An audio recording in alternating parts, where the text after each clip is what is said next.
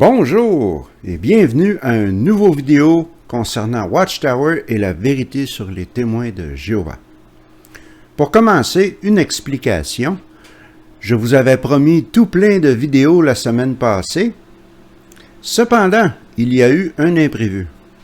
Ma tante, qui habite en Caroline du Nord, aux États-Unis, vous vous souviendrez peut-être d'une vidéo que j'ai faite chez elle pendant mes vacances de l'été passé, m'a invité à venir passer Noël chez elle avec son mari et avec mon cousin et son épouse.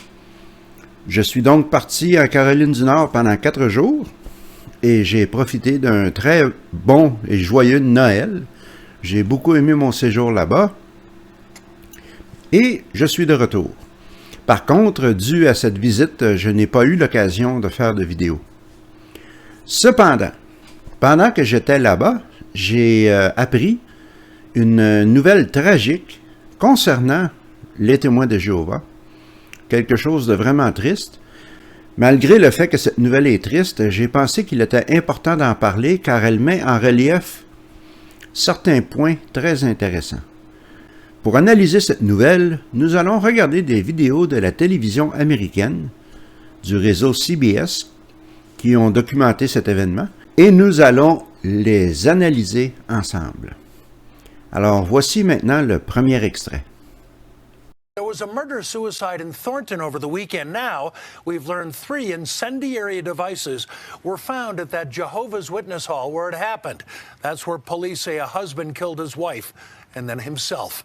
Our Olivia Young covers Adams County for you and reports from that house of worship. Eh bien, c'est simple. Les rapports préliminaires indiquent qu'un homme et sa femme se sont présentés à la salle du royaume de Thornton, au Colorado. Voici une photo avec la localisation de cette ville aux États-Unis. Ils ont lancé des bombes dans la salle du royaume et l'homme a tué sa femme et s'est suicidé. Qu'est-ce qui a pu motiver une telle action? Continuons avec le deuxième extrait. This Thornton church was the scene of a Christmas morning tragedy when a former congregation member threw multiple pipe bomb-like devices through this window behind me and then shot his wife and then himself here in the parking lot. Ah! Nous avons notre premier indice. Cet homme et sa femme étaient des anciens membres de la congrégation. Alors, si vous n'êtes pas témoin de Jéhovah, vous ne comprenez peut-être pas ce que cela implique, mais si vous êtes témoin de Jéhovah présentement, ou si vous l'avez déjà été, vous savez parfaitement bien que cela veut dire l'ostracisme. Et oui, c'est la pratique malveillante, cruelle de la société Watchtower de commettre l'ostracisme envers les gens qui décident de quitter la religion ou qui sont exclus pour motif de péché. Si vous avez regardé mon vidéo sur la Norvège, vous avez vu que certains gouvernements commencent à s'apercevoir à quel point cette pratique est malsaine et dangereuse pour les gens. Alors, voilà notre premier indice, des anciens membres de la congrégation. Voyons voir quelles autres informations nous pouvons glaner de ce reportage de télévision. Around 9 a.m. Sunday, Thornton police say the window to Kingdom Hall of Jehovah's Witnesses was broken when the explosive devices were thrown inside. Luckily, the bombs did not detonate, but caused a small fire which police responded to. Only one person was inside the building preparing for services, and they were not harmed. Remarquons ici que cet homme s'est présenté vers 9 heures du matin à la salle du royaume le dimanche, le jour de Noël, et qu'il a lancé les bombes à l'intérieur, probablement en sachant parfaitement bien qu'il n'y aurait pratiquement personne à l'intérieur. Car les réunions, dépendant des salles du royaume, bien entendu, mais les réunions commencent habituellement vers 10 heures du matin, 11 heures du matin. Il s'est probablement assuré qu'il n'y avait personne. Donc, cet homme n'avait pas des intentions meurtrières envers les témoins. Cependant, il a essayé de détruire la salle du royaume avec des bombes. Continuons de regarder le reportage et voyons voir qu'est-ce qu'on en retire. The man who threw the explosives then shot and killed the woman with him, and then himself in the parking lot. Congregation members arriving for the Sunday service found the bodies. Et c'est là que la partie tragique de l'événement nous frappe, vraiment. Cet homme a tué sa femme et s'est suicidé dans le stationnement de la salle du royaume, où les autres témoins qui arrivaient pour la réunion ont eu l'expérience traumatisante de trouver les cadavres. Je ne souhaite cela à personne, bien entendu. C'est une expérience affreuse. Mais une fois de plus, lorsqu'on se demande ce qui a pu motiver une telle action, n'oublions pas que ce sont des anciens membres de la congrégation. Et au fur et à mesure que la vidéo continuera, vous comprendrez certaines choses plus en détail. Continuons avec le reportage. Thornton police say the couple never entered the church or attempted to shoot anyone else. The Adams County Coroner's Office has not yet named the deceased couple, but we know they were married and used to be members of the Kingdom Hall congregation.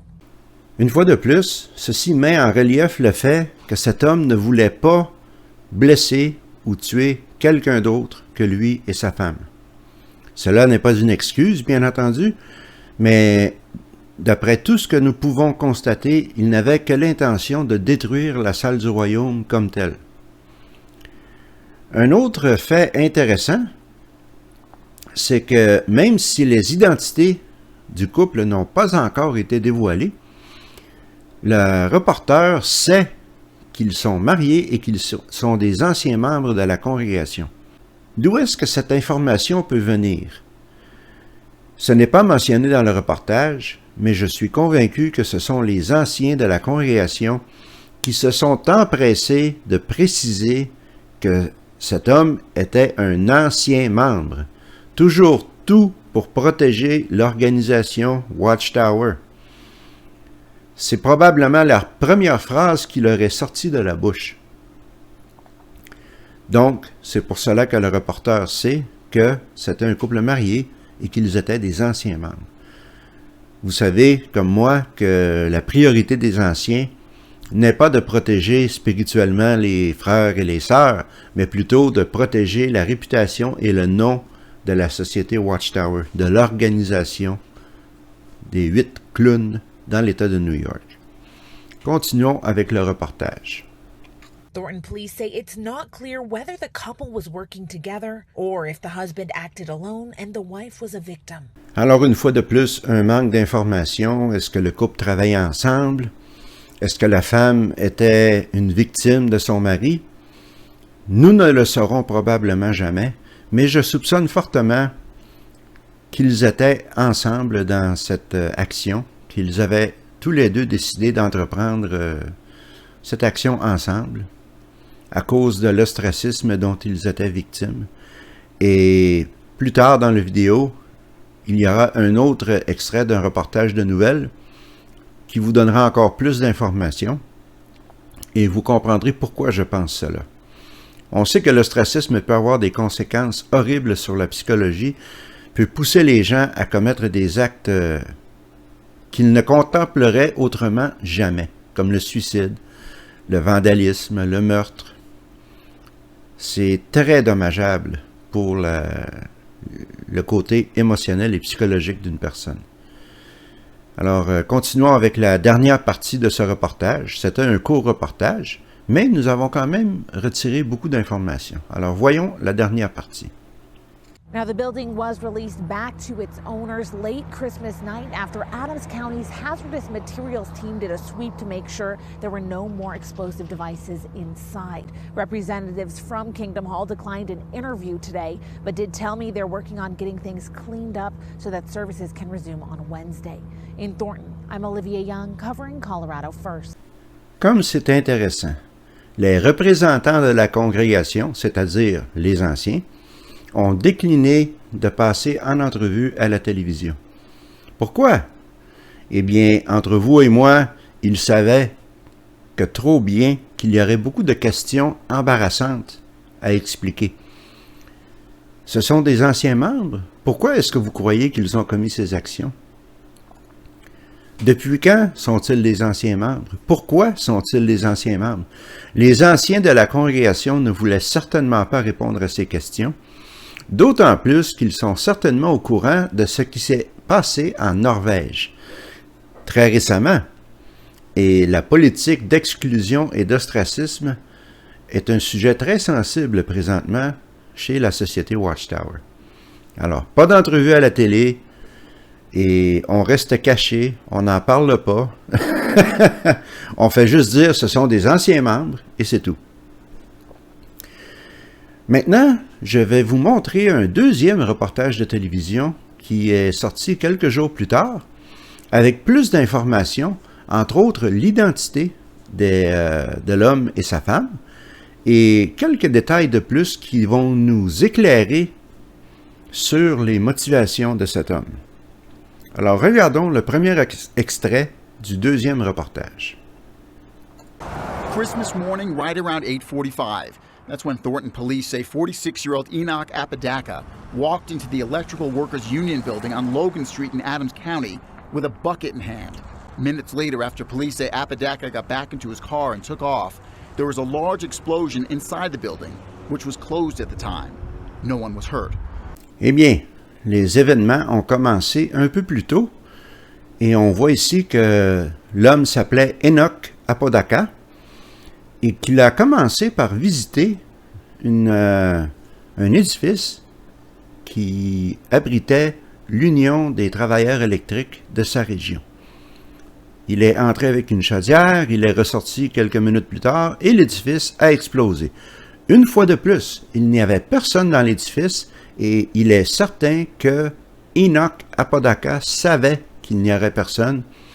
Ceci n'était pas un acte de terrorisme pour tuer les gens, mais plus, je dirais, une déclaration, si on veut. Une déclaration symbolique. Il voulait détruire cet édifice et plus tard dans la vidéo, vous comprendrez pourquoi. Regardons le deuxième extrait du reportage. About 15 minutes after that, police say Apodaca drove with his wife, 44-year-old Melissa Apodaca, to the Kingdom Hall of Jehovah's Witnesses in Thornton. According to Thornton police, Apodaca broke a window in the church and threw 3 explosive devices inside. They did not go off. Police say Apodaca then shot and killed his wife before killing himself. Il s'agit d'une récapitulation des faits que l'on avait déjà appris avec le premier reportage. Après avoir fait exploser l'édifice des syndiqués d'électricité, il s'est dirigé à la salle du royaume avec sa femme, qui s'appelait Melissa Apodaca. Regardez l'âge, hein? 46 et 44 ans. C'est vraiment tragique. Et là, eh bien, il a lancé des engins explosifs dans la salle du royaume qui n'ont pas explosé. Il a tué sa femme et il s'est suicidé. Continuons à regarder le reportage pour avoir encore plus de détails. According to police, the couple once belonged to the church, but were no longer welcome there for reasons that have not been made clear. Ah, là, on a un autre indice très révélateur. Une fois de plus, on mentionne que c'était des anciens membres, mais non seulement qu'ils étaient des anciens membres, mais qu'ils n'étaient plus les bienvenus dans la salle du royaume. On sait tous qu'est-ce que cela veut dire, l'ostracisme. On n'a même pas le droit de dire bonjour, même pas le droit de regarder quelqu'un qui est un ancien membre. Et le reportage mentionne que ces gens-là, Enoch Apodaca et sa femme Melissa, n'étaient plus les bienvenus pour des raisons qui n'ont pas été éclaircies. Alors, il est arrivé quelque chose dans la congrégation avec ces deux personnes. Est-ce qu'ils ont commis un péché? Certainement. Quel péché? Qu'est-ce qui mériterait l'exclusion? Eh bien, vous savez comme moi que ça ne prend pas grand-chose pour être exclu d'une congrégation de témoins de Jéhovah. Fumer une cigarette, commettre de l'immoralité sexuelle, il y a plein de possibilités. Et nous ne saurons jamais quels étaient les motifs de l'exclusion, mais nous pouvons être certains que ces deux personnes ont été exclues et ont été victimes d'ostracisme, car ils n'étaient plus les bienvenus. Continuons avec l'extrait suivant du reportage. Court records also show that both Apodaca and his wife were fired from their jobs last year at an electric company, after which Apodaca threatened to shoot a union representative, Mrs. Apodaca, and people at the company that fired him. Ceci ouvre une boîte de Pandore. Alors, il a été congédié d'une compagnie d'électricité. Lui et sa femme ont tous les deux été congédiés, ce qui explique pourquoi il a décidé de détruire l'édifice des syndiqués des compagnies d'électricité de la région. Maintenant, j'entre dans la spéculation pure et simple. Je n'ai aucune preuve pour confirmer ce que je vais dire. Mais avec l'expérience que j'ai parmi les témoins de Jéhovah et que vous aussi, vous avez sûrement, je soupçonne qu'ils avaient ce travail à cause du fait qu'ils étaient témoins. Probablement leur patron ou leur superviseur immédiat était témoin de Jéhovah, plus probablement leur patron. Et lorsqu'ils ont été exclus, ils ont été tous les deux congédiés. Je suis pratiquement certain que c'est cela qui s'est passé. Je ne peux pas le prouver. Mais le fait qu'ils aient tous les deux été congédiés en même temps, 1 an auparavant, probablement tout de suite après leur exclusion, et encore une fois, je ne sais pas, ça fait combien de temps qu'ils étaient exclus, mais logiquement, je crois que c'est cela qui s'est passé. Et c'est là que M. Apodaca a un peu perdu les gonds. Je n'excuse d'aucune manière ses actions, je ne justifie d'aucune manière ses actions et jamais, jamais est-ce que je vais soutenir de tels recours à la violence et au meurtre. Mais probablement qu'il était émotionnellement et mentalement affecté par l'ostracisme pratiqué contre lui et sa femme par la congrégation. Peut-être ont-ils même perdu le contact avec leurs membres de leur famille immédiate. Et cela peut vraiment traumatiser quelqu'un. Continuons avec l'extrait suivant du reportage. Thornton police say they've now found numerous items at Apodaca's Westminster home consistent with the making of explosives found at the Kingdom Hall in Thornton. They also say on Christmas Eve, the night before all this happened, Apodaca reached out to a member of the congregation about coming back to the church and was told he would need to speak with a church elder. Kim? Well, we knew more was coming. It's upsetting, though, when you hear these details and all the people involved. Deeply disturbing. All right, thank you, Matt. Alors, encore des informations très intéressantes. Bien entendu, chez cet homme, chez M. Apodaca, on a trouvé les accessoires nécessaires pour construire des bombes. Mais moi, ce que je trouve intéressant, c'est que la soirée d'avant, le 24 décembre, Enoch Apodaca a essayé une dernière fois, il a probablement essayé de contacter un de ses amis, peut-être un serviteur ministériel ou un autre témoin ordinaire, pour lui demander de l'aider à réintégrer la congrégation, mais il s'est fait dire « Non, moi je ne peux pas t'aider, tu dois parler aux anciens. » Et puisque les anciens étaient ceux qui lui avaient fait subir tout ce traumatisme dès le début, il est comprenable que M. Apodaca n'avait pas vraiment envie de parler avec les anciens. Il était probablement en état de désespoir. C'était un dernier recours. Il avait déjà fabriqué ses bombes, certainement. Et il a essayé une dernière fois. Et cela n'a pas porté fruit. Donc, le lendemain matin, il est allé de l'avant avec ses funestes projets, disons-le tout de suite. Alors, ceci était le vidéo sur cet événement tragique, vraiment triste, qui est arrivé au Colorado la fin de semaine dernière. Et je répète et je réitère qu'en aucun cas est-ce que je soutiens de telles actions. Je suis totalement contre la violence, je suis totalement contre le meurtre, contre même la destruction des propriétés des témoins de Jéhovah. Cela ne donne absolument rien, c'est contre-productif, c'est criminel et c'est destructif. Et cela ne fait qu'alimenter le complexe de persécution de la société Watchtower qui adore ce genre d'événements. Et pour conclure, je vous montrerai la déclaration qu'a fait la société Watchtower aux États-Unis au sujet de cet événement. Et vous allez voir, c'est surprenant. Alors, voici la déclaration. Il y a une photo juste ici. C'est en anglais, mais je vais vous la traduire. Nous pensons très fort à la famille et aux amis de ceux qui ont été traumatisés par les actions haineuses qui ont pris la vie d'une victime innocente et ont menacé la vie de tant d'autres. Les témoins de Jéhovah, États-Unis d'Amérique. Alors, pas de condoléances pour la famille des victimes. Seulement l'épouse. On ne sait toujours pas si elle était complice ou bien si elle était elle aussi une victime, quoique d'après moi, elle était complice. Encore là, ce n'est qu'une spéculation de ma part, je n'ai aucune preuve. Nous en saurons certainement plus tard. Mais remarquez comment il n'offre aucune condoléance à la famille du frère ou de l'ancien témoin qui s'est suicidé. Seulement des condoléances à ceux qui ont trouvé les cadavres, et ce qui est très bien, mais je suis frappé par le fait qu'on ne parle pas de la famille de cet homme, on ne parle pas de ses enfants s'il en avait, on ne parle pas de ses frères, de ses sœurs, rien du tout. C'est typique de la société Watchtower. Ceci conclut la vidéo d'aujourd'hui.